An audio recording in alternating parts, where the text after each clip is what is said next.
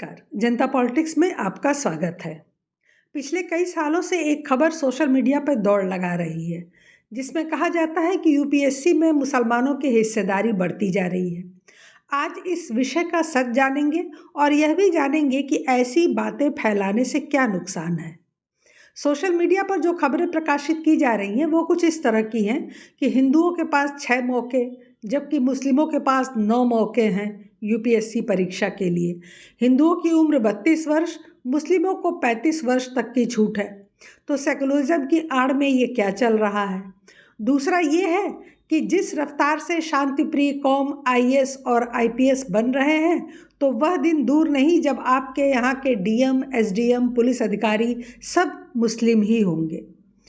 तीसरा ये है कि यूपीएससी में इस्लामिक स्टडीज़ विषय की वजह से ज़्यादा मुस्लिम सफल हो रहे हैं और उर्दू विषय के कारण सहूलियत हो रही है।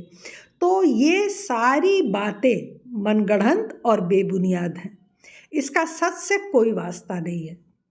यूपीएससी सिविल सेवा की परीक्षा के लिए साफ कहता है कि इसके लिए न्यूनतम आयु 21 साल है, जबकि अधिकतम 32 साल है। लेकिन इसमें भी सिर्फ एससी, एसटी, ओबीसी और शारीरिक रूप से अक्षम लोगों के लिए उम्र में छूट है। सामान्य वर्ग के लिए 32 वर्ष, ओबीसी के लिए 35 वर्ष, एससी और एसटी के लिए 37 वर्ष और शारीरिक रूप से अक्षम के लिए 42 वर्ष है। इसमें कहीं भी मुसलमान या किसी और समुदाय का नाम नहीं है। इसका मतलब यह हुआ कि उम्र का पैमाना जाति के आधार पर है, न कि धर्म के आधार पर। अब जो मुसलमान ओबीसी, एससी, एसटी में आते होंगे उन्हें ही ये सुविधा मिलेगी, सबको नहीं। दूसरी बात थी कि उन्हें 9 अटेम्प्ट मिलता है, हिंदुओं को 6 अटेम्प्ट मिलता है। तो यूपीएससी के नोटिस में साफ लिखा है कि सामान्य उम्मीदवारों के लिए 6 मौके हैं, ओबीसी उम्मीदवार के लिए 9 मौके हैं, यह 9 बार परीक्षा दे सकते हैं, जबकि एससी, एसटी समुदायों और शारीरिक रूप से अक्षम उम्मीदवारों के लिए परीक्षा देने की कोई सीमा नहीं है। वो जितनी बार चाहें उतनी बार दे सकते हैं। यहाँ भी जाति के आधार पर वर्गीकरण है, धर्म के आधार पर नहीं है। इसके अलावा सिविल सेवा की मुख्य परीक्षा के 26 वैकल्पिक विषयों में कहीं भी इस्लामिक स्टडीज़ का विषय नहीं है। इस्लामिक स्टडीज़ वाली बात पूरी तरह झूठ है। उर्दू साहित्य विषय है, जिसमें साहित्य से संबंधित सवाल होते हैं, न कि मुसलमानों से जुड़े हुए। इसमें गालिब, इकबाल, फिराक और फैज़ आदि को पढ़ाया जाता है और पेपर फारसी लिपि में लिखा जाता है। इस कारण इसमें बहुत कम ही लोग जाते हैं। कुछ लोग यह भी कहते हैं कि उर्दू भाषा में लिखने की वजह से उन्हें ज़्यादा नंबर मिलता है, क्योंकि उसकी कॉपी उर्दू के जानकार ही जांच सकते हैं, तो मनमाना नंबर दिया जाता है। लेकिन आपको जानकर आश्चर्य होगा कि 2016, 2017, 2018 और 2019 के बैच में किसी भी ट्रेनी आईएएस का माध्यम उर्दू नहीं था। मतलब साफ है कि उर्दू भाषा को यूपीएससी के लिए मुस्लिम नहीं पसंद करते हैं या बहुत कम पसंद करते हैं, क्योंकि या तो वो कठिन होता है या फिर उसमें उनको महारत नहीं होती है। अब रही फ्री कोचिंग की बात, तो यह केवल मुसलमानों के लिए नहीं बल्कि अल्पसंख्यकों, एससी, एसटी और ओबीसी समुदायों के लिए भी फ्री होती है। हाल ही में सामाजिक न्याय एवं अधिकारिता विभाग ने एससी और ओबीसी छात्रों को अपनी पसंद के कोचिंग इंस्टीट्यूट में कोचिंग लेने के लिए स्कीम शुरू की है, जिसमें पैसा मंत्रालय देगा और साथ ही छात्रवृत्ति भी देगा। मुस्लिमों के लिए भी बहुत से ऐसे संस्थान हैं जो इस तरह की छात्रवृत्ति देते हैं और पैसा देकर फ्री कोचिंग कराते हैं। उन पर हम आगे चर्चा करेंगे। तो इन सब के बाद अगर आप भारत के सबसे कम उम्र के आईएएस और आईपीएस ऑफिसर का नाम जानेंगे तो आश्चर्यचकित हो जाएंगे। महाराष्ट्र के मराठवाड़ जिले के आईएएस अंसार शेख, जिनके पिता एक ऑटो रिक्शा चालक थे और माँ हाउसवाइफ थी, उन्होंने मात्र 21 साल की उम्र में पहले अटेम्प्ट में आईएएस बीट किया। अब अगर आईपीएस की बात करें तो गुजरात के रहने वाले सफ़ीन हसन मात्र 22 वर्ष की उम्र में आईपीएस अफसर बने। माँ ने रेस्टोरेंट व विवाह समारोह में रोटी बेलने का काम किया। पिता छोटे मोटे इलेक्ट्रीशियन थे और रात में अंडे व चाय का ठेला लगाते थे। बहुत बदतर हालत थी परिवार की। तो निसंदेह सबसे कम उम्र के आईएएस और आईपीएस का रिकॉर्ड मुसलमानों के ही नाम है। लेकिन यदि आप देश में इनकी स्थिति देखें तो कुल 3.46% मुस्लिम आईएएस और आईपीएस हैं। जी हाँ, मुश्किल से 4%। देश के 8,417 आईएएस और आईपीएस अधिकारियों में 3.46% मुस्लिम हैं, यानी 292 मुस्लिम हैं। और इन 292 मुस्लिम अधिकारियों में से 160 ऐसे हैं जिन्होंने यूपीएससी परीक्षा में सफलता हासिल की। बाकी शेष 132 उन लोगों में से हैं जिन्हें वरिष्ठता और प्रदर्शन के आधार पर राज्य सिविल सेवाओं से आईएएस या आईपीएस में पदोन्नत किया गया था। यानी वास्तव में जो आईएएस पीसीएस हैं वो केवल 292 ही हैं। इसमें भी आप देखेंगे तो 2 राज्यों के आंकड़े बड़े रोचक हैं। उत्तर प्रदेश और बिहार में इस परीक्षा को पास करने वाले करीब करीब आधे मुस्लिम युवा हैं। उत्तर प्रदेश में 34% से ज़्यादा और बिहार में करीब 22% है। देश में साल 2000 से जम्मू कश्मीर और केरल राज्य ने सर्वाधिक आईएएस ऑफिसर दिए हैं। 2023 में कुल 933 में से 175 उम्मीदवारों को आईएएस बनाया गया। लेकिन आईएएस कैडर पाने वाली सूची में 175 में से केवल 4 मुस्लिम आईएएस अधिकारी थे। पिछले साल 3 मुस्लिम आईएएस इस सेवा में आए थे। यूपीएससी परीक्षा में कुल चयनित मुसलमान उम्मीदवारों के आंकड़े देखें तो यह बात और भी स्पष्ट हो जाएगी। 2023 में कुल 30 मुस्लिम चुने गए। 2022 में 29 मुस्लिम सफल हुए। 2020 में 31 मुस्लिम उम्मीदवार, 2019 में 42 मुस्लिम उम्मीदवार, 2018 में 27 मुस्लिम उम्मीदवार। 2016 और 2017 के परिणाम ज़रूर रिकॉर्ड तोड़ थे।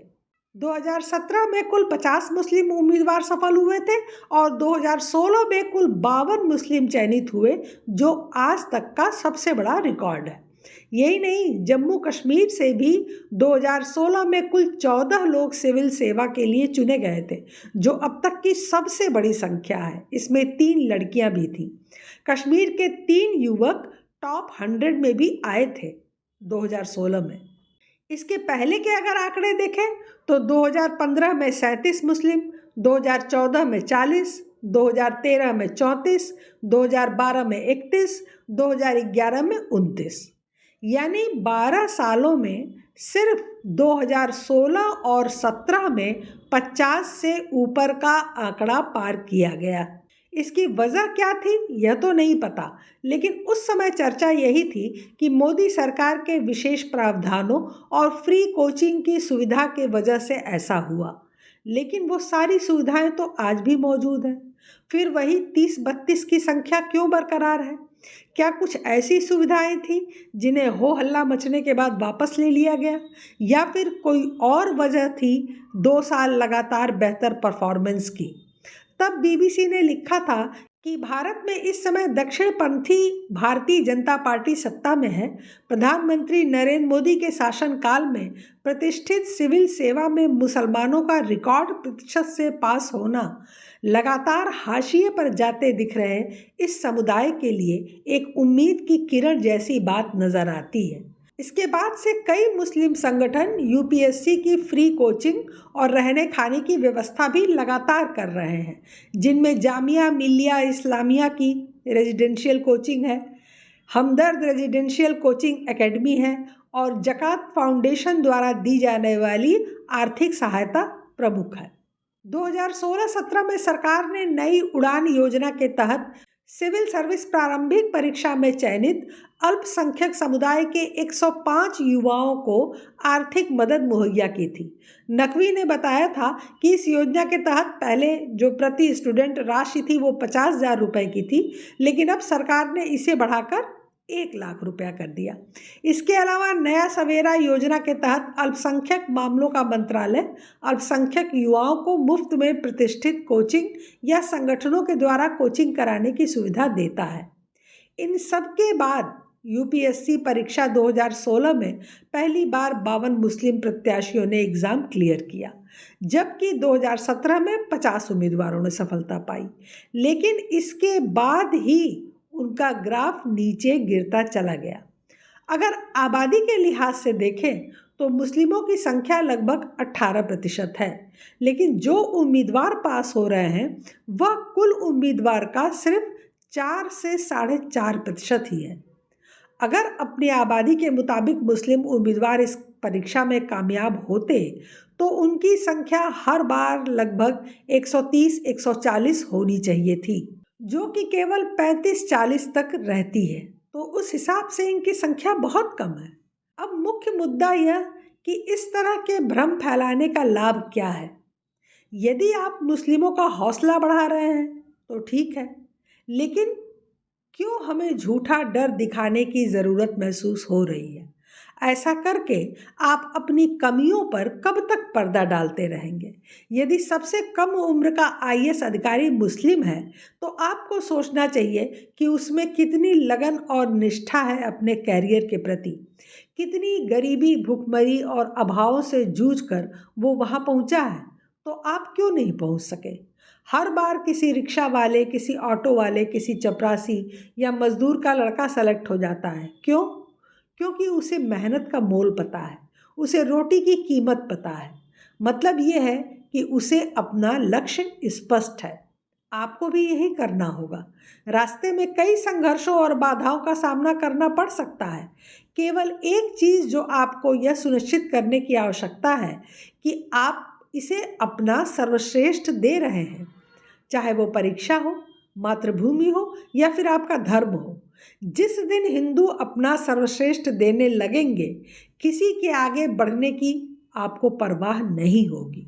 आपको मुस्लिम समुदाय से भय है तो अपनी गलतियों के साथ साथ सामने आने वाली कठिनाइयों से सीखें, क्योंकि ये सभी आपके कौशल और क्षमताओं को निखारेंगे और अंततः आपको एक बेहतर और सीखा हुआ व्यक्ति बनाएंगे।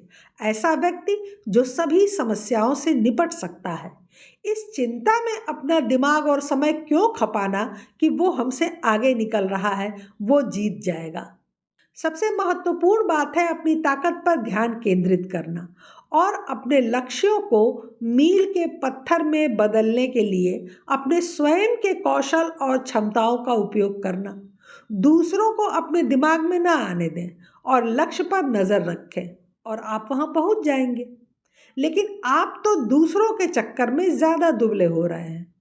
आंकड़ों के अनुसार 1951 से लेकर 2021 तक, यानी लगभग 70 सालों में देश में सबसे ज़्यादा आईएएस उत्तर प्रदेश से निकले हैं, जिनकी संख्या 717 है।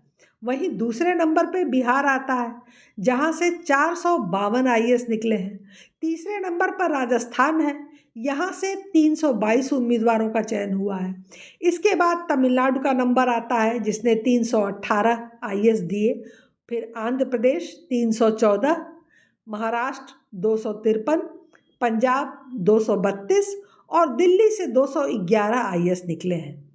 मतलब भारत के मुख्य 28 राज्यों में से कुल 8 राज्य हैं जहां से पिछले 70 सालों में 200 से ज़्यादा आईएएस निकले हैं।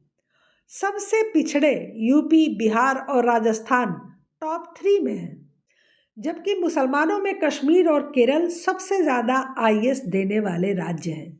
अब प्रश्न तो हम पर ही उठता है ना कि देश के 20 मुख्य राज्यों से 2-4 की संख्या में आईएएस क्यों निकल रहे हैं।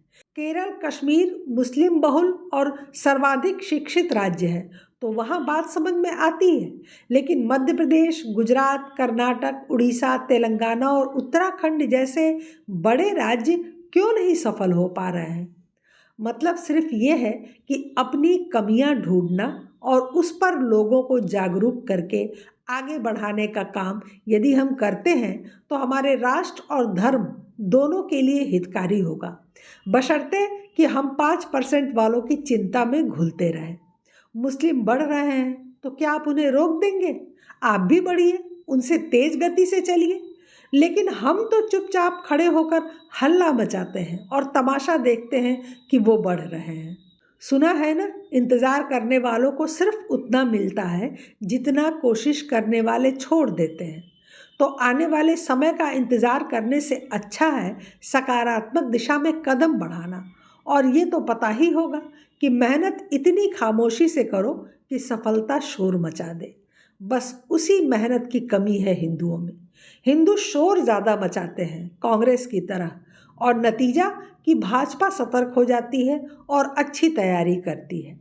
आप झूठ फैलाकर मुस्लिमों का हौसला बढ़ा रहे हैं तो ये बहुत अच्छी बात है, लेकिन खुद कहाँ पहुँचे हैं वो भी तो देख लीजिए। हिंदुओं के पास कुछ भी जानने, पढ़ने, समझने और सीखने का समय ही नहीं है। गलत को गलत कहने की हिम्मत भी नहीं है। सही पर डटे रहने का साहस भी नहीं है। हमें इन सारी बातों पर विचार करना होगा यदि अपने अस्तित्व को बनाए रखना है। फिलहाल आज के लिए बस इतना ही। हमारे चैनल को सब्सक्राइब करें, लाइक करें और शेयर करें। अपने विचार हमें कमेंट बॉक्स में ज़रूर बताएं। धन्यवाद। नमस्कार।